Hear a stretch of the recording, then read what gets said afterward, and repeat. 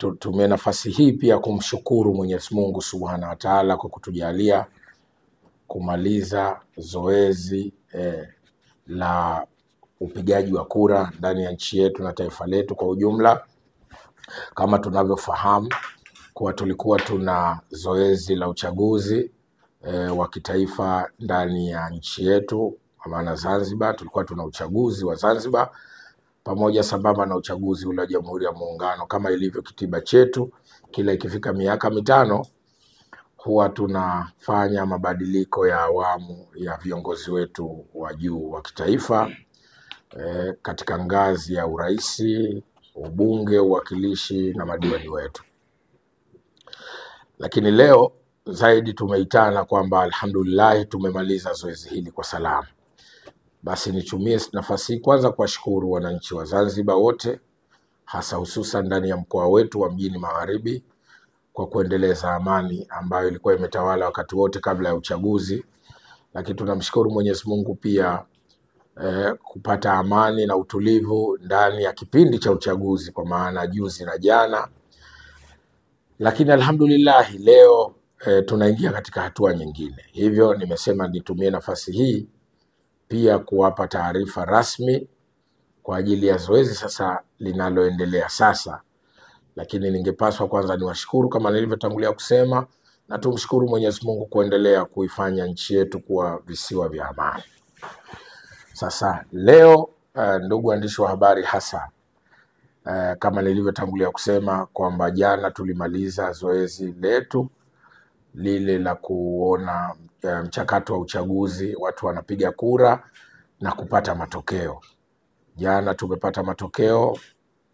Taifa hili limeshatambua rasmi kuwa mshindi wa matokeo yale si mwingine lakini ni Daktari Hussein Ali Mwinyi, rais wa Zanzibar na mwenyekiti wa Baraza la Mapinduzi, ambaye ndiye wananchi wamemchagua kwa kura nyingi sana, karibia 74.8%.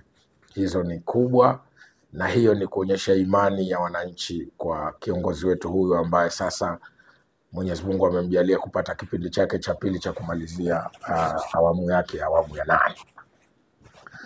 Sasa nimesema niwaite waandishi wa habari ili wananchi waweze kupata taarifa kwamba baada ya tukio lile ambalo limekwenda kwa mujibu wa sheria, katiba yetu tulivyoipanga, na niwashukuru sana Tume ya Uchaguzi kwa kutuletea na kutumalizia mchakato ule wa kupata matokeo mapema. Sasa ndani ya mkoa wa Mjini Magharibi kuna zoezi jingine kubwa litafanyika ambalo lina mnasaba na shughuli hii ambayo tumeshamaliza zoezi la uchaguzi na kutangazwa mshindi, na si jingine bali ni suala la uapisho wa kuapishwa kwa Mheshimiwa Rais, ambaye rais mteule atapata muda sasa aapishwe. Sasa zoezi hili watu walikuwa wanasema liko lini, lakini rasmi zoezi hili litafanyika kesho tarehe 1 mwezi wa 11 2025. Hivyo naomba nitumie nafasi hii kuwaalika wananchi wote wa Zanzibar ambao watapata fursa, walioko ndani ya mkoa wetu wa Mjini Magharibi, lakini na mikoa jirani, kwa maana mikoa iliyoko karibu hapa ni kusini na kaskazini. Lakini hata wale ambao wamepata bahati, waliotoka Pemba, waliotoka bara, wala wapo hapa kwa ajili ya kutembea, ruksa kesho tukijaliwa mapema sana saa 12 asubuhi viwanja vya Amani vitakuwa vimefunguliwa kwa ajili ya kumsubiri kipenzi chetu, kipenzi cha Wazanzibari ambao wamemchagua kwa kura za heshima sana. Sasa kesho wakashuhudie basi kuapishwa kwake kama rais mteule. Sasa anaenda kukabidhiwa kijiti cha urais wa Zanzibar na mwenyekiti wa Baraza la Mapinduzi kwa kipindi chake cha pili. Hivyo wito wangu kwenu wananchi, shime tujae. Mmeshaonyesha, na mimi kwa niaba yake pia niwashukuru nyote, mmeonyesha imani yenu kwake. Basi kesho mkahitimisha sasa kumpeleka, sasa kumsindikiza kwenda kukabidhiwa kijiti kile rasmi kama miongozo ya sheria na katiba ya nchi yetu inavyotuongoza.